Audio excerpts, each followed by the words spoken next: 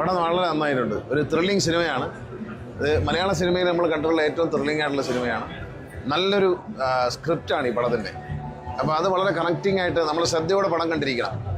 പടത്തിന് അല്പം നീളം കൂടുതലാന്ന് തോന്നും, പക്ഷേ എന്നാലും പടം ശ്രദ്ധയോടെ കണ്ടിരിക്കണം. കാരണം വലിയ ആക്ഷൻ പാക്ഡ് മൂവിയാണ്. നമ്മൾ ഒരു ലോകത്തെ പല രാജ്യങ്ങളിലും പോയി ഷൂട്ട് ചെയ്തിട്ട് ഇങ്ങനെ കണക്ട് ചെയ്ത് വരുന്നൊരു സ്റ്റോറിയാണ്. അത് ശ്രദ്ധിച്ചിരുന്നാലേ നമുക്ക് മനസ്സിലാവും. അപ്പോൾ അത് മനസ്സിലാക്കിയാൽ ഒരു ത്രില്ലിംഗ് സിനിമയാണ്. ഒരുപക്ഷെ മലയാളത്തിൽ നിർമ്മിച്ചിട്ടുള്ള ഏറ്റവും ത്രില്ലിംഗ് ആയിട്ടുള്ള ഏറ്റവും ഒരു ടെക്നിക്കൽ പെർഫെക്ഷനുള്ളൊരു സിനിമയായിരിക്കും. കാരണം ടെക്നിക്കലി നമ്മളെ ത്രില്ലടിപ്പിക്കുന്ന ഒരു സിനിമയായിട്ടാണ് എനിക്ക് തോന്നിയത്. അത് ലാലേട്ടൻ ഗംഭീരമായിട്ടുണ്ട്, പൃഥ്വിരാജിൻ്റെ ഡയറക്ഷൻ അതിഗംഭീരമായിട്ടുണ്ട്. കാരണം അത്രയും നല്ല ഒരു ആക്ടറിൽ നിന്ന്, ഇന്ത്യയിലൊരു ആക്ടറിൽ നിന്ന് ഇത്രയും നല്ലൊരു ഡയറക്ഷനിലൊരു ഫിലിം നമുക്ക് ആദ്യമായിട്ടാണ് ഇന്ത്യയിൽ തന്നെ.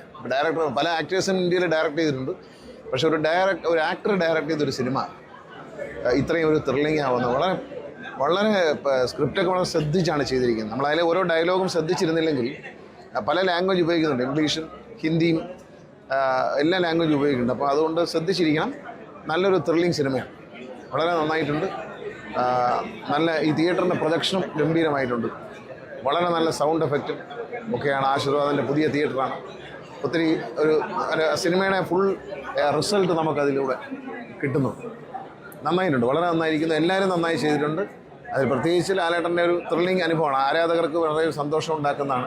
ഒരു കാര്യം ഞാൻ പറയാം, ഇന്ത്യൻ സിനിമയിൽ ഒരു ആക്ടർക്ക്, ഒരു റീജിയണൽ ലാംഗ്വേജ് ഒരു ആക്ടർക്ക് ഇത്ര ഇമ്പാക്റ്റ് ഉണ്ടാക്കാൻ കഴിയുന്നു ലാലേട്ടന് മാത്രമേ. ഇങ്ങനൊരു ത്രില്ലിംഗ് സിനിമ മലയാളത്തിലുണ്ടാകാൻ അദ്ദേഹത്തിന് മാത്രമേ കഴിയത്തുള്ളൂ. കാരണം ആ ഒരു ആക്ടറെ വെച്ചുകൊണ്ട് മാത്രമേ ഇത്തരത്തിലൊരു സിനിമ എടുക്കാൻ പറ്റൂ. മഞ്ജു വാര്യരൊക്കെ നന്നായിട്ടുണ്ട്, എല്ലാവരും നന്നായിട്ടുണ്ട്. ടൊവിനോ വളരെ നന്നായിരിക്കുന്നു, എല്ലാവരും നന്നായിട്ടുണ്ട്. വളരെ നല്ലൊരു സ്ക്രിപ്റ്റാണ്, നല്ല ഡയറക്ഷനാണ്. എല്ലാവരും നമുക്കത് ആദ്യം നമുക്ക് മനസ്സിലാവില്ല, പക്ഷെ മുഴുവൻ സിനിമ കണ്ടുവരുമ്പോൾ നമുക്കതിൻ്റെ അങ്ങനത്തെ ഒരു പ്രത്യേകതരം സ്ക്രിപ്റ്റാണ്. ആ സിനിമയുടെ ഒരു ട്രീറ്റ്മെൻറ്റ് വേറെ തരത്തിലാണ്. നമ്മൾ സാധാരണ ഒരു സിനിമ കാണുന്ന പോലെ അല്ല അത് ശ്രദ്ധയോടെ കണ്ടിരുന്നാൽ വളരെ രസകരമായിട്ട്. തിയേറ്ററിന്റെ സംവിധാനം എല്ലാം വളരെ എല്ലാം ഉണ്ട്. അതിൽ നല്ലൊരു മെസ്സേജ്, ഒരു മതേതരത്വത്തിൻ്റെ ഒരു മെസ്സേജ് ഈ സിനിമ നൽകുന്നുണ്ട്. അത് നമ്മൾ എടുത്തു പറയേണ്ട ഒരു കാര്യമാണ്. അത് രാഷ്ട്രീയമൊന്നും അല്ല പറയുന്നെങ്കിലും ഒരു ഇന്ത്യയിൽ നിലനിൽക്കേണ്ട ഒരു മതേതരത്വത്തിൻ്റെ ഒരു മെസ്സേജ് ഈ സിനിമ നൽകുന്നുണ്ട്. അത് വളരെ നല്ല കാര്യം തന്നെയാണ്.